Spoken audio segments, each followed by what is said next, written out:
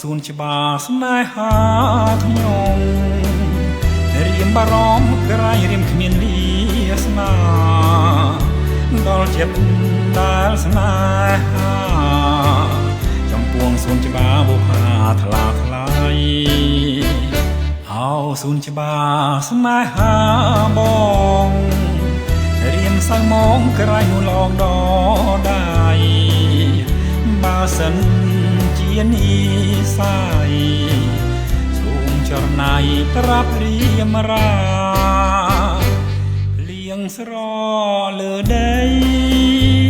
និសាយស្រោចស្រពដួងចិន្តាខ្វល់ក្នុងអរ៉ាស្នេហាប្រាប់ថាស្មោះស្មោះអស់មួយជីវិតសួនច្បារស្នេហាអើយកុំភ្លេចឡើយថារៀងសូមផ្ញើចិត្តប្រគល់លើវមិត្តអាណិតថែស្នេហ៍បងផង